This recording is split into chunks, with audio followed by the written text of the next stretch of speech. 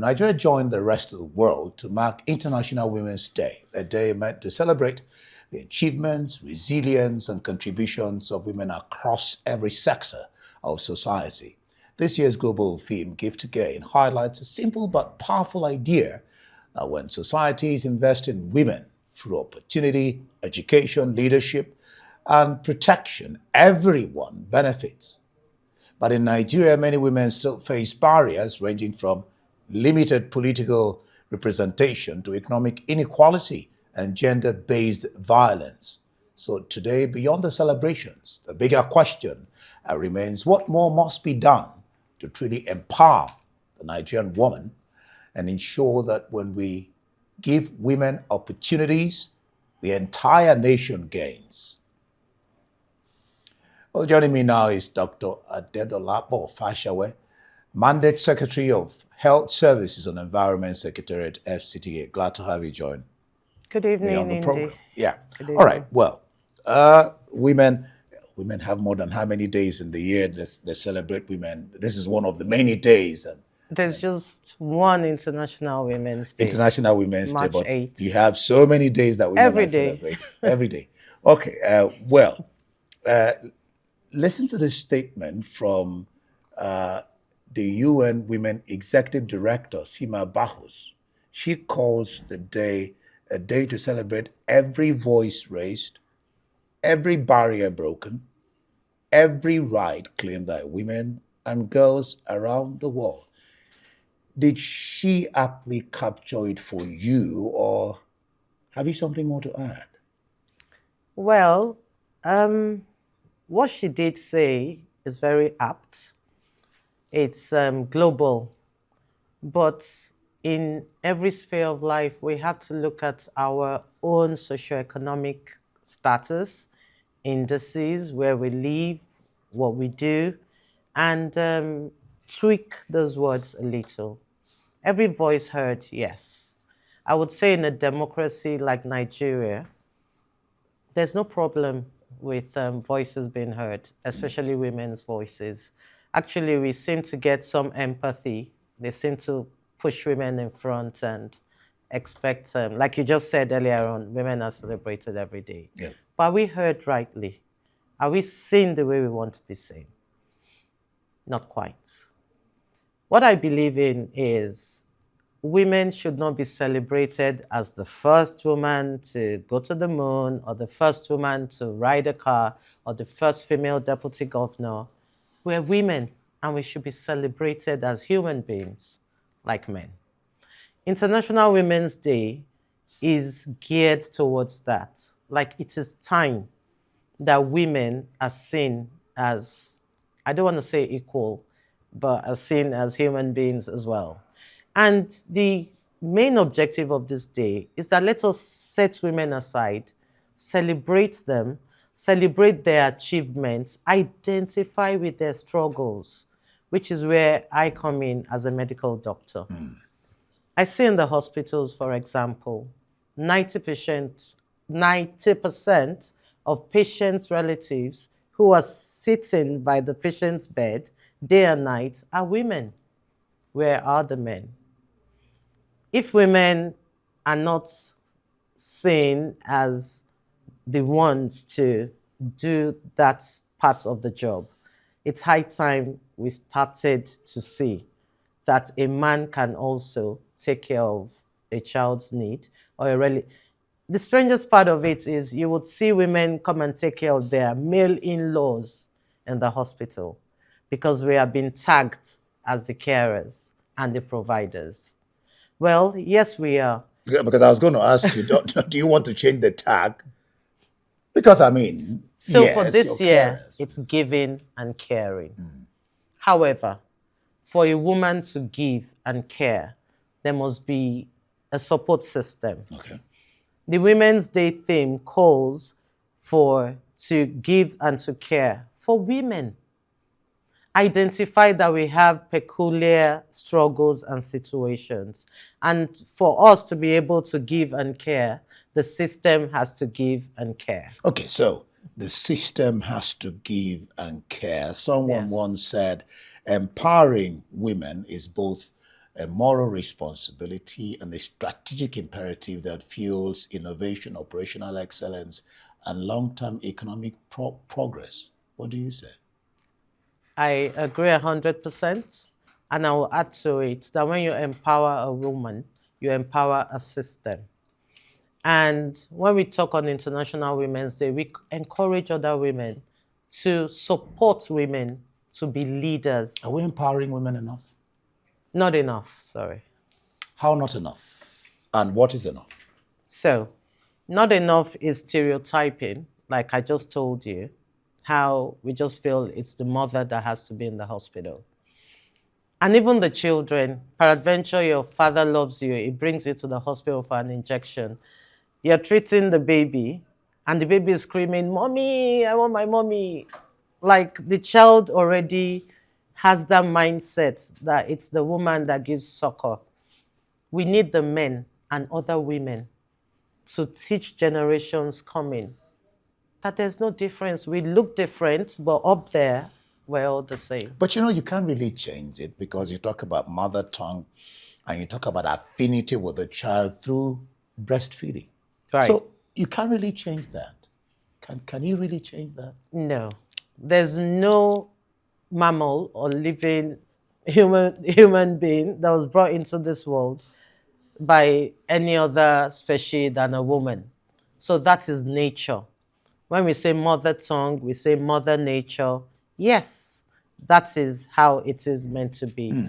But for this, the change I'm talking about is anyone outside a woman. To see the woman who is breastfeeding, that, oh, my wife is breastfeeding, I need to support her by, for instance, giving her a foot massage while she's breastfeeding, or thinking this woman carried this baby for 9 months, now she's breastfeeding. Do I buy her a Range Rover, a car better than mine? That's a challenge to you. Do you know? Do you know what you're saying?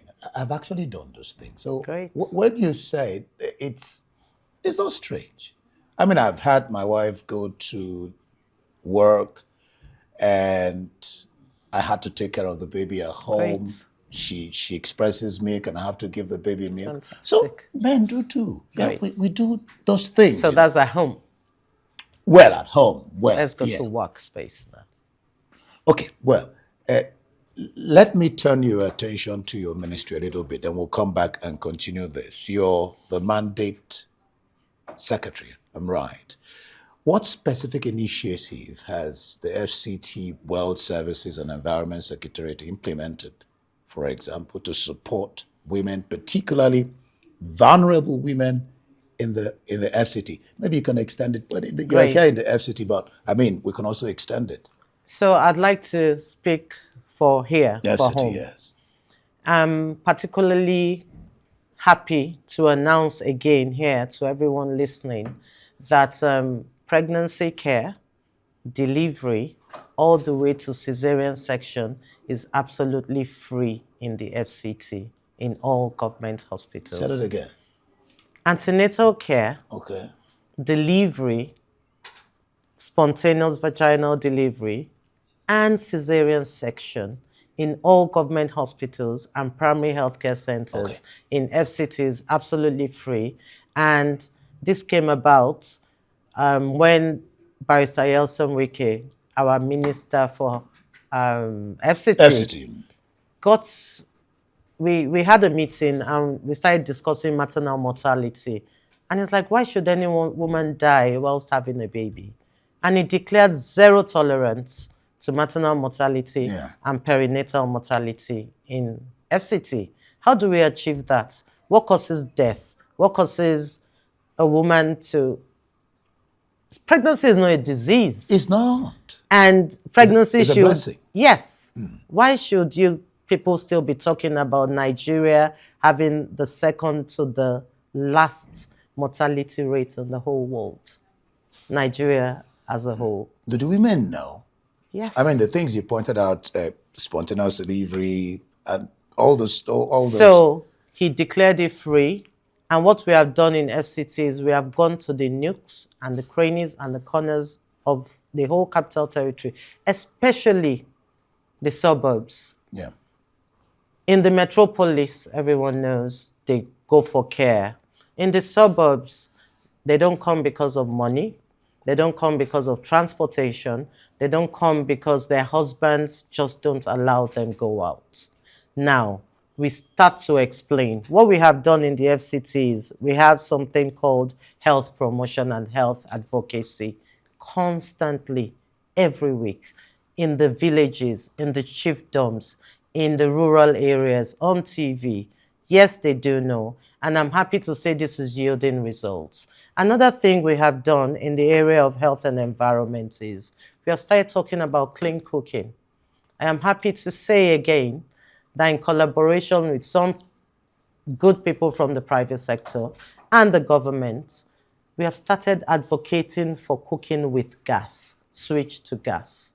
Because we realize that females, young girls, are starting to come down with lung cancer.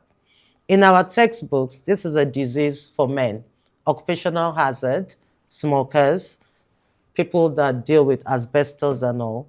Why are young girls having this disease, cancer, and incurable disease? They've been exposed to carbon monoxide, they've been exposed to smoke whilst cooking, carried on their mother's back.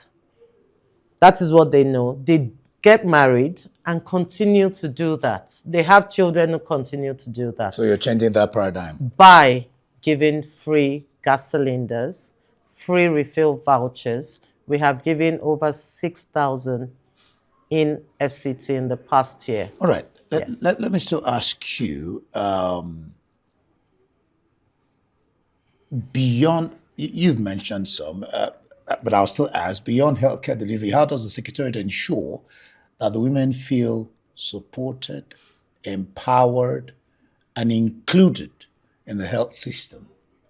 So the women, vulnerable women, also have free health insurance. Free, absolutely free health insurance, not only for pregnancy and delivery, free health insurance. And when we give you insurance, we don't just say you have free health insurance. We explain what it means to you, and we tell you that health is wealth. When your health is in a good place, then you can conquer the world. And this leads to fiscal fungibility, where instead of paying for healthcare, you can use your money for education. We also come together with the Women Affairs Secretariat, Education Secretariat, and continue to hammer this message. Educate a girl, educate a nation. Yeah, like it is said. Is Nigeria investing enough in its women folk? What do you think, especially in politics? Some posit that women are grossly underrepresented in governments and boardrooms across the globe. What precise action or actions can you propose that will change this trend? I would want to commend the administration of His Excellency, President Bola Ahmed Tinubu, for giving women a voice, and Her Excellency, the First Lady of this country, for leading this particular charge all the way from Lagos State. Legislatively, a certain percentage of political appointees are meant to be women. However, it is still perceived that it is loud women, lousy women, aggressive women who go into politics. I would want to see a change in that space. And that change will not come from women. It will come from the support system, who would encourage their wives, professors, surgeons, and teachers to go into politics. In the olden days, politics was for market women, but things are gradually changing. And I want to commend Nigeria for accepting the elites, the educated, the women, even pregnant women, into the political You space. talked about men supporting. There is an argument that gender equality, maybe I should even start from the question of gender equality. Do you subscribe? I guess you would, being a woman, but let me still ask you, do you subscribe to gender inequality being one of the greatest human rights challenge of our time, and advancing equality is one of the strongest drivers of sustainable development and peace. Yes. I will take you on the next question when you get this done. Okay, right. As it follows from it. You know the third stanza of our national anthem, I love that statement that says, with peace and plenty, Nigeria would be great again. We cannot have plenty if there's no peace, and we cannot have peace if there's no plenty. And we spoke about Mother Nature, Mother Tongue, the woman being the giver and the carer. You can figure out the rest. Yeah, I'll come to that, because what you said, okay. Let me see how I can get that in. But before that, the argument is that gender equality is a question of power, because you were talking about men. Fix the power gap, because when the power is shared, freedom expands. What do you think about that? I agree absolutely. The power gap, yeah. However, I try to deviate from that word gender equality or gender inequality. Okay. I want to see a world where we don't even talk gender anymore. Really? Yes. For a long time. I'm sure most women, quite some women will not agree with you. Well, I want to see a world. Right now, of course, there's inequality. I started my discussion by saying, why do we say first woman to fly a plane? Why? I want to see a world where that is normal. So yes, there's inequality. However, if we achieve equality, I agree 100% that there will be peace and plenty. Just before, very quickly, before I let you go, you were talking about peace. Women have been largely shut out of the room, even though they carry the heaviest burdens of war at a time of rising instability. Inclusion is not symbolic. It is a shortcut to stabilize a fractured world. That's a woman talking there, saying women are shut out of the room, and you know the kind of heart they have. If you include them, we'll have a peaceful world. I agree 100%. With women leading discussions, with women negotiating, I spoke about our genetic makeup. A woman is not equal to a man. I can't lift this table. You probably can. However, when it comes to our emotional intelligence, we are made in a way to be malleable, to be submissive, and to support one another. You got it right on track there. I'll just stop you there. Dr. Adedolapo Fasawe, Mandate Secretary of Health Services and Environment Secretariat, FCTA. Thank you for your time on the program. Thank you for having me. All right, well, that's it for this edition of Arise Prime Time. But join us again tomorrow from me and the entire team here in Abuja. Goodbye, and thank you for watching.